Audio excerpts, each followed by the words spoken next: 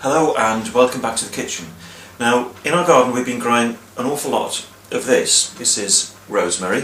It's a very easy to grow herb. In fact, you can get whole hedges of it growing and it can take over very easily. But it's a very good herb to grow and you can use it in all sorts of recipes. But today we're going to be making a jelly with the rosemary. And the reason why we're going to do that is because we have an awful lot of this.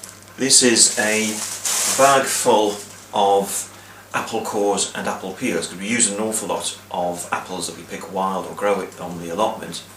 We use a lot of them in cooking, and instead of throwing out the apple cores and the apple skins or feeding them to the rabbits, we store them in the freezer, and when the bag that we put them in is full, we get them out and we use them to make jellies.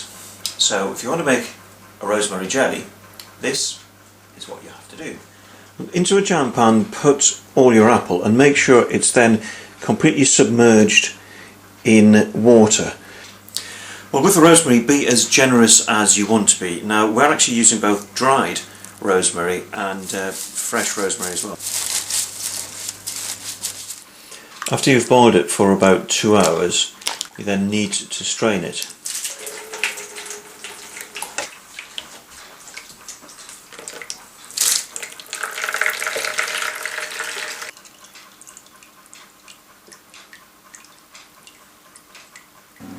Well, the pulp has been straining for about 4 hours now, so that means it's about ready for the liquid to be measured and to go back into the pan. Now, in the meantime, we've been making some of these.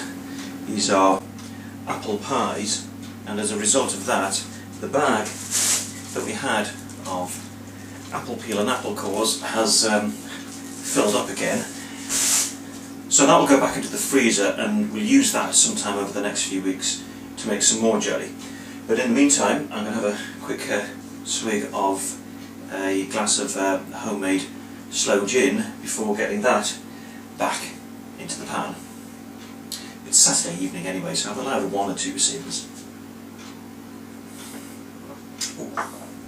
So, put the liquid in the pan on the cooker and bring it up to the boil.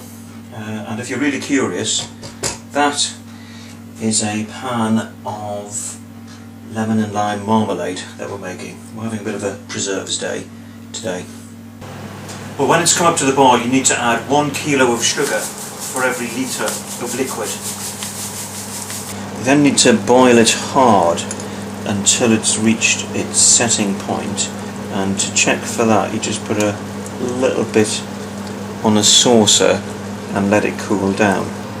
If it's formed a skin like this one has here, then that means it's reached its setting point and can go into jars.